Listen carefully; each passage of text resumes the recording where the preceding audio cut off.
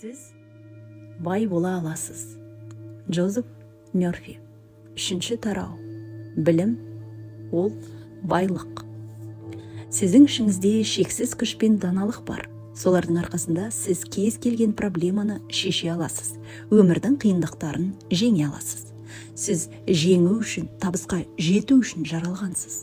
Өз тағдырыңыздың иесі болу үшін қажеттіліктің бәрі бойыңызда бар. Егер сіз өзіңіздің рухани күшіңізді білмесеңіз, онда сізді сыртқы, айналадағы жағдайлар мен оқиғалар билейді. Сіз өзіңіздің қадір қасиетіңізді кемсітіп, өзіңіз бағалау деңгейін төмендетесіз.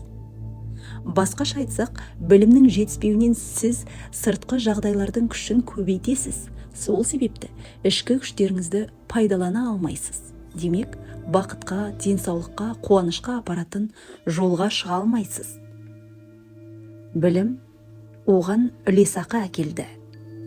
1965 жылы Грецияда саяхаттап жүріп, мен гид қызбен әңгімелестім. Ол ағылшын, француз, неміс тілдерінде еркін сөйлейді екен.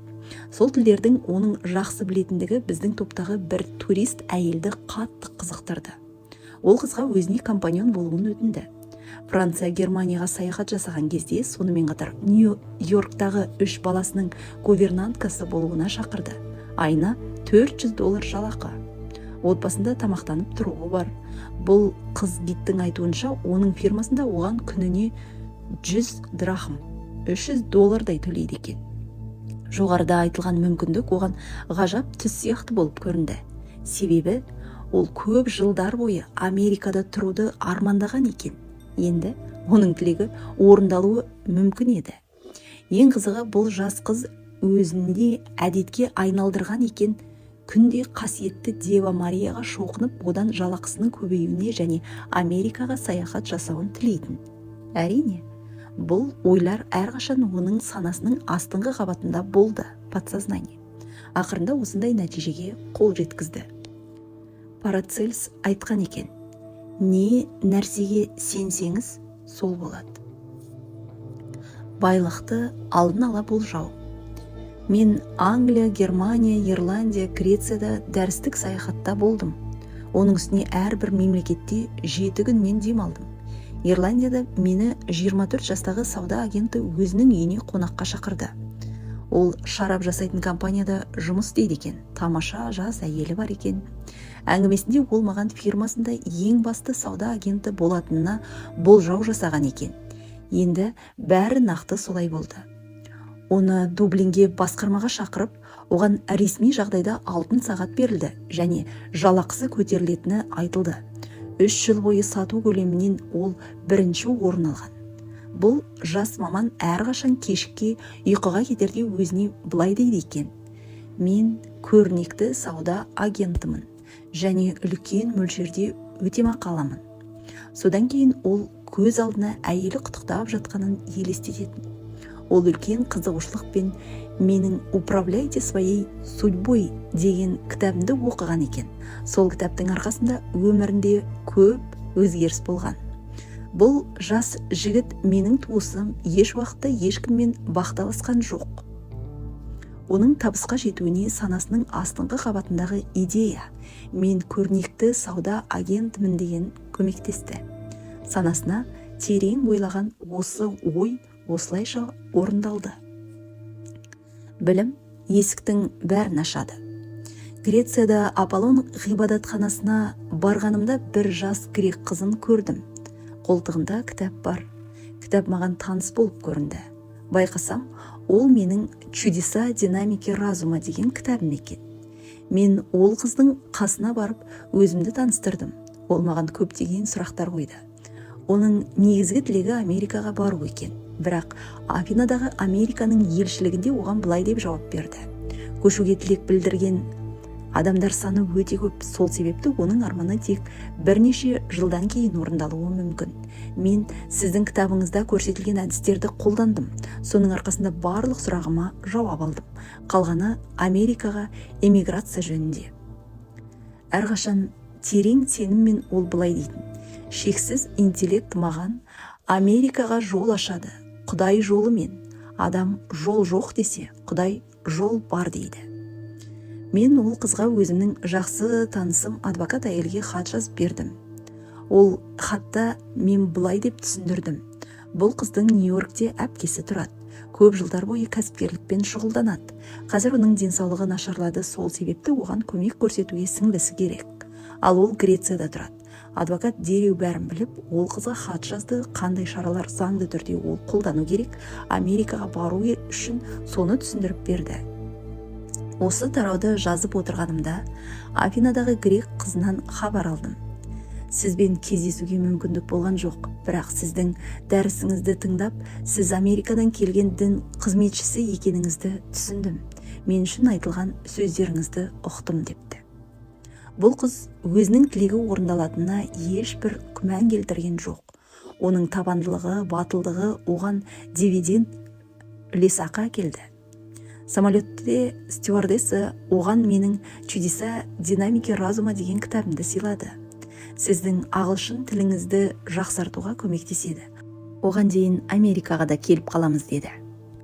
Сананың астыңғы қабатының жолдары қызықты болады, подсознанияның. Сіз керемет дүниелердің таусылмайтынын түсінесіз. Оның идеясы қабылданды. Грецияда Эскулап ғибадатханасында болғанымда мен гид қыздың әңгімесін оқыпты тыңдадым. Ежелгі заманда адамдар осы көне қабірге тауап етіп, көптеген аурулардан жазылған. Гид қыздың айтуынша, тауап етушілердің біразы тіпті қабірге жетпей жолда келе жатып жазылған. Себебі олар айығып кететініне кәміл сенген. Гид қыздың әңгімесін тыңдап тұрып, байқағаным ол сананың астыңғы қабатының жұмысын өте жақсы біледі екен. Сол туралы оған айттым. Әрине, доктор Мерфи, деді ол. Бұл тауап етушілердің жазылуының басты себебі олардың зор сенімі. Соның арқасында сананың астыңғы қабатындағы жазылу процесі іске қосылады. Ал олар мұны әртүрлі құдайлардың арқасында болды деп есептейді. Бұл гид қыз сананың барлық байлығын жете меңгерген. Оның әкесі ағылшын, шешесі грек. Бұл қыз екі тілді бірдей меңгерген. Ол Афин қаласының ең кедей ауданында туған. Кейде киімі жоқ болғандықтан мектепке бара алмайтын.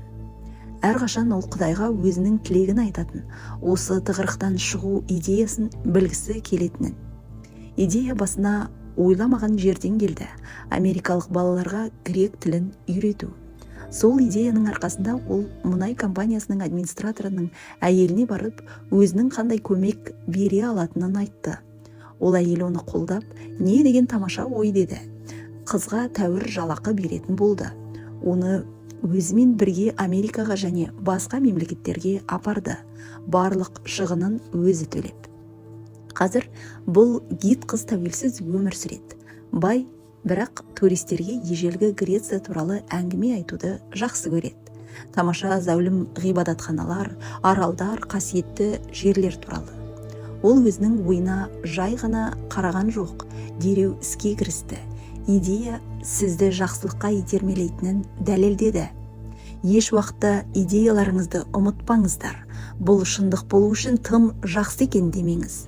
Онанда айтыңыз, жасасын идея. Мен оны шын жүрегіммен қабылдаймын. Ол Алла тағаланың арқасында өз уақытында орындалады. Жарық қараңғылықты таратып жібереді. Бір атақты грек монастырінде оның қызметшісімен әңгімелестім. Ол былай деді: менің бойымда, ішімде Құдай бар екені маған күш-қуат, тыныштық береді. Бір проблемаларды қалай шешу керек екені жөнінде кеңес сұрағанымда, менің санама неше түрлі идеялар келеді. Не болмаса бұл проблема жөнінде басқа көзқарас пайда болады. Сөйтіп, Құдайдың жарығы менің санамдағы қараңғылықты таратып жібереді. Қоштасып жатып ол былай деді: нақтылық дегеніміз ол тек көзге көрінетін нәрсе емес. Ол біздің ойымызда, сезіміміз, сеніміміз. Оның айтқаны шындық. Шексіз себеп біздің ішімізде, сыртта емес. Өз күшіңізді тасқа, таяққа, тағы басқа сырттағы нәрселерге бермеңіз. Оны сіздің ойыңызда, сезіміңізде бар қасиетті күшке беріңіз. Сіздің ойыңыз, сезіміңіз сіздің тағдырыңызды басқарады. Тараудың қысқаша мазмұны. Бірінші, сіздің бойыңызда барлық проблемаларды, қиындықтарды жеңе алатын рухани құралдар бар. Екінші, білім сізге керемет үлесақы береді.